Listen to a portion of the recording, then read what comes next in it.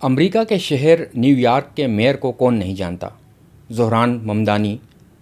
خبروں میں رہتے ہیں اور پاکستان میں تو ان کی جیت پر تقریباً جشن بھی منایا گیا، بہت سے لوگ خوش بھی ہوئے تھے، اور جس طرح انہوں نے جیتا تھا الیکشن، یعنی صدر ٹرمپ جو ہے ان کے بدترین مخالف بن کر سامنے آئے تھے اور ان پہ جملے کسے تضحیک کی گئی مختلف طریقوں سے ان کی پارٹی نے، ریپبلکنز نے، لیکن زہران ممدانی الیکشن جیت گئے۔ اب وہ زہران ممدانی نیو یارک میں کر کیا رہے ہیں، اس پہ آپ کو بتاتے ہیں کہ بڑی دلچسپ صورتحال ہے، کیونکہ ایک شہر کو، دنیا کے ایک بڑے شہروں میں سے ایک شہر کو، جدید ترین شہر کو سنبھالنا، اس کی معیشت کو سنبھالنا، اس کے لوگوں کے حقوق کا خیال رکھنا، وہاں پر صرف یہ نہیں ہے کہ آپ نے چھوٹے موٹے کام کرنا ہے، ایک میئر کو لوگوں کے بنیادی جو ضروریات ہیں اس کے ساتھ ساتھ ان کے معاشی مسائل جو ہے اس کو بھی حل کرنا ہوتا ہے۔ تو سسٹم کی گزشتہ دنوں پاکستان میں بڑی باتیں ہو رہی تھی کہ نظام خراب ہے، نظام کولیپس کر چکا ہے، ڈھہ چکا ہے، تباہ ہو چکا ہے، اور پھر نظام کو ٹھیک کرنے کے لیے نئے صوبوں کا ایک ڈول ڈالا گیا، اس کی بات چیت شروع ہوئی، اس پہ گفتگو۔ لیکن امریکہ کس طرح چلتا ہے اس پہ بات تھوڑا سا کرتے ہیں کہ نظام جو ہے اس میں شخصیات جو ہیں وہ پرزے ہوتے ہیں، اگر نظام کو شخصیات جو ہیں وہ درست ہوں تو نظام اسی طرح بہتر سے بہتر چلتا رہتا ہے۔ ایک خوف ہوتا ہے، وہ امریکہ میں بھی ہے، اس پہ بھی آپ بتاتے ہیں کہ کیا خوف ہے، اور نائب صدر جو امریکہ کے ہیں ان کو کس چیز کا خوف ہے، ایک مسلمان کینڈیڈیٹ، ایک مسلمان امیدوار کے نام سے ان کو کتنا خوف ہے۔ لیکن شروع کرتے ہیں زہران ممدانی سے، نیو یارک کے جو میئر ہیں، انہوں نے ایک بڑی دلچسپ جو ہے وہ ویڈیو پوسٹ کی ہے، اور وہ ویڈیو انہوں نے پوسٹ کی ہے امیزون کمپنی کے سب کانٹریکٹرز کے بارے میں جو ذیلی ٹھیکیدار ہوتے ہیں۔ امیزون دنیا کی بہت بڑی کمپنی ہے، جیف بیزوس کے مالک ہیں، ان کے ساتھ کچھ پچھلے دنوں ان کے خلاف کچھ کمپین یا کچھ گفتگو بھی کی جیف بیزوس نے ان کی کمپنی کی جانب سے بھی، لیکن وجہ یہ تھی کہ اس دوران جو ٹیکس ایویڈ کیا گیا تھا نیو یارک شہر کے اندر جو ان کے ٹرکس سے ڈیلیوری کے،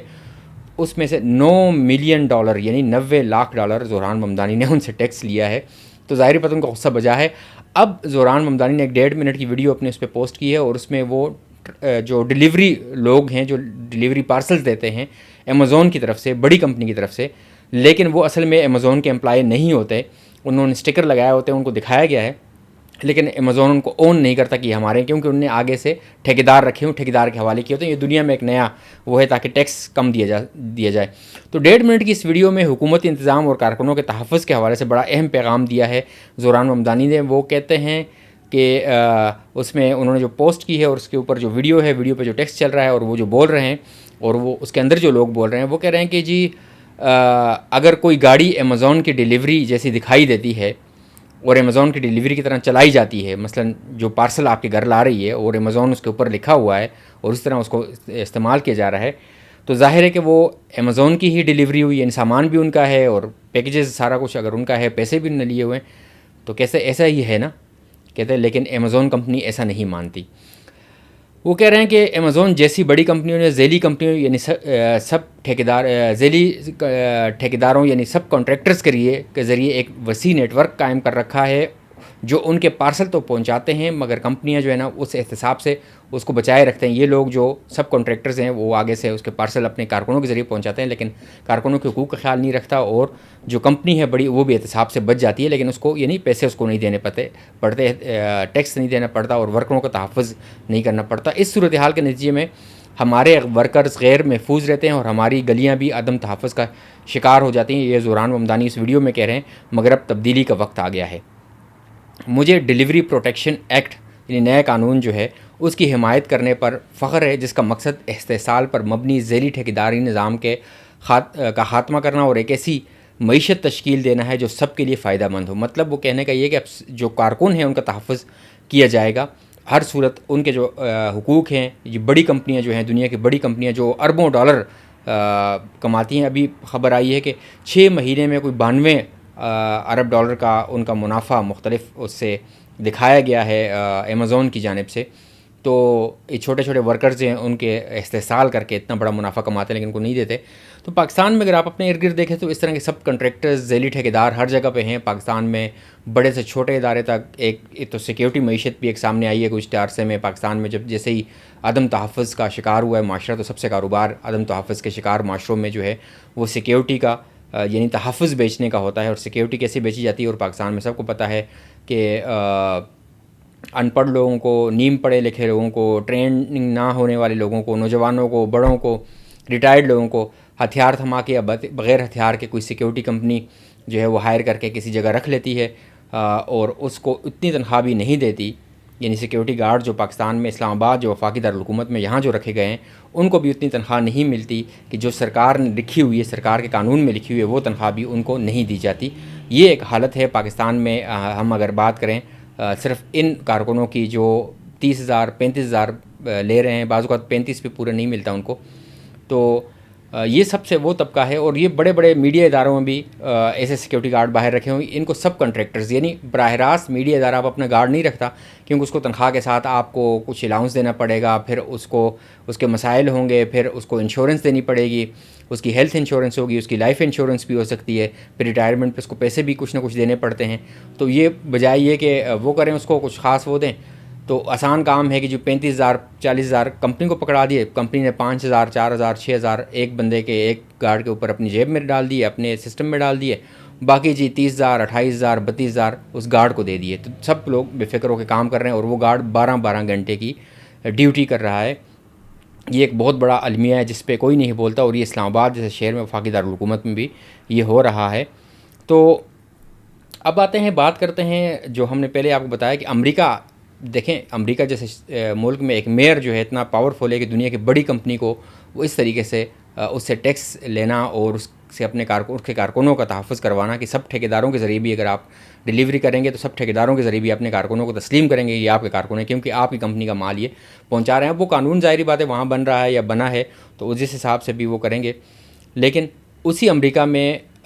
جو ہے وہ ایک دوسرا اینگل بھی ہے, دوسرا رخ بھی ہے, لیکن وہ بھی ابھی اتنا مضبوط نہیں ہے. جے ڈی وینس جو نائب صدر ہیں امریکہ کے, انہوں نے ایک طنز کیا, ایک جملہ کہا پچھلے دنوں ایک ویڈیو گفتگو میں, ایک جگہ راؤنڈ ٹیبل گفتگو ہو رہی تھی, ڈسکشن ہو رہی تھی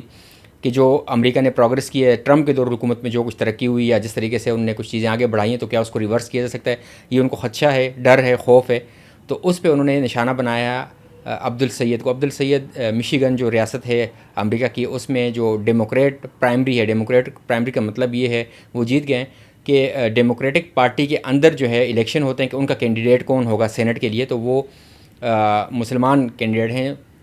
وہ ان کی جیت ہوئی ہے. تو اس سے کافی امریکہ کے اندر کچھ ہلچل مچی ہے, خاص طور پر ریپبلکنز میں بھی, کچھ ڈیموکریٹ کے اندر بھی. لیکن وہ پروگریسو ونگ یعنی ترقی پسند جو ونگ ہے پارٹی کے اندر, ڈیموکریٹ پارٹی کے اندر اس کو ریپرزینٹ کرتے ہیں, اس کے نمائندے کے طور پر سامنے آئے ہیں. اور وہ خود ڈاکٹر ہیں اور بڑے اسکالر ہیں. انہوں نے جو پھیلاؤ ہوتا ہے ایسی متعددی بیماریوں کا, کہ جس طرح کرونا آیا تھا یا دیگر متعدی بیماریاں جو ہیں جو پھیلتی ہیں, ان کو کنٹرول کیسے کیا جاتا ہے یا ان کے پھیلاؤ کی وجوہات کیا ہوتی ہیں, اس پہ انہوں نے پی ایچ ڈی بھی کی ہوئی ہے. وہ کافی ظاہری بات ہے علمی آدمی ہیں. لیکن اس سے بڑی بات یہ ہے کہ اگر وہ جیتتے ہیں میشیگن میں سے سینٹ کے رکن وہ بنتے ہیں, امریکی کانگریس امریکی اس میں سینٹ پارلیمان میں وہ جاتے ہیں, تو وہ پہلے مسلمان سینٹر ہوں گے, پہلے مسلمان امریکی سینٹر ہوں گے. یہ کیسے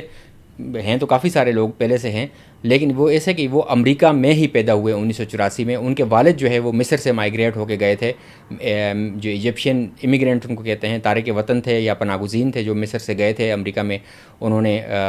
اپنی زندگی شروع کی تھی. لیکن جو عبدالسید ہیں وہ امریکہ میں ہی پیدا ہوئے. جو باقی الہان عمر ان لوگوں کو دیکھتے ہیں آپ, تو وہ مائیگریٹ ہو کے آئے ہیں, امیگرینٹ تھے وہ. لیکن کہتے ہیں کہ یہ پہلے اگر یہ جیتتے ہیں میشیگن سے تو اس پہ انہوں نے طنز کیا ہے. اب جے ڈی وینس نے جو طنز کیا ہے امریکہ کے نائب صدر نے, کہ اس جیسے لوگ یعنی اس کے نام کے لوگ 3 سال بعد امریکہ کے کہیں صدر نہ بن جائیں, انہوں نے گاڈ فاربڈ کا لفظ استعمال کیا کہ خدا نہ کرے, خدا نہ خواستہ, تو یہ ہماری پروگریس جو ہم نے ترقی کی ہے یا ٹرمپ نے جو سسٹم بنایا ہے یا جس کو ملک کو جس طریقے سے آگے لے کے جا رہے ہیں, تو اس کو سارا ریورس کر دیں گے, کہیں اور ڈال دیں گے. یہ ایک انہیں خوف کا احساس ہے ان کے اندر یا ڈر ہے. لیکن اسی جے ڈی وینس کے بارے میں ایک بندے نے کہا, انہوں نے کہا کہ یہ وہ بندہ بات کر رہا ہے السید سے ڈرا رہا ہے لوگوں کو, اس کے نام سے ڈرا رہا ہے, کہ جس کے اپنے بیٹے کا نام ووک ہے. اب ووک انڈین نام ہے, ہندی نام ہے, ان کا بیٹے کا نام اس لیے ووک ہے کہ ان کی وائف جو ہیں وہ انڈین نژاد ہیں, تو بھارتی نژاد یا ہندوستانی نژاد بیوی کے شوہر ہوتے ہوئے اور ایک ایسے بچے کے باپ ہوتے ہوئے جس کا نام ووک ہے, وہ لوگوں کو مسلمانوں جیسے ناموں سے ڈرا رہا ہے. تو یہ ایک دنیا میں عجیب و غریب فنومینا ہے کہ آپ خوف اور ڈر بیچتے ہیں کسی اور مسلک یا مذہب یا کمیونٹی یا ریس نسل کے حساب سے، اور آپ لوگوں کو ڈراتے ہیں. لیکن امریکہ کا سسٹم کتنا مضبوط ہے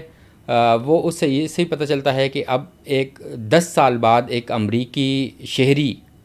بننے والے شخص کی شہریت جو ختم کرنے کی کارروائی شروع ہوئی ہے. یہ پاکستانی نژاد ایک شخص تھے جو 2014 میں جن کو شہریت ملی تھی، اور 10 سال تک ان کی تحقیق ہوتی رہی. پتہ چلا کہ انہوں نے جو مختلف ناموں سے کاغذات جمع کروائے تھے امیگریشنز کے پیپر، اور اس امیگریشن کے پیپر میں اب پتہ چلا کہ ان کے فنگر پرنٹس ایک جیسے نکلے، جو 3 سے 4 لوگوں کے تھے وہ ان نے جمع کروائے تھے مختلف ناموں سے. اب ان کا اصل نام جو ہے وہ ان نے محمد اقبال کے نام سے جو ہے وہ ان کو شہریت مل گئی تھی امریکہ کی بعد ازاں، لیکن ان کا اصل نام علی مرتضیٰ تھا. وہ بھی ریکارڈ میں آ گیا. ان کے فنگر پرنٹس جب ایگزامن کیے گئے، 10 سال تک یہ معاملات تحقیقات تفتیش ہوتی رہی، اور اب پتہ چلا کہ وہ ایک ہی بندہ تھا. تو 10 سال بعد 10 سال امریکہ کے شہری رہے، لیکن اب ان کی شہریت واپس لے لی جائے گی، اور وہ واپس وہ پرماننٹ ریزیڈنسی یا اس میں چلے جائیں گے. ان کا اسٹیٹس چینج ہو سکتا ہے. یہ ایک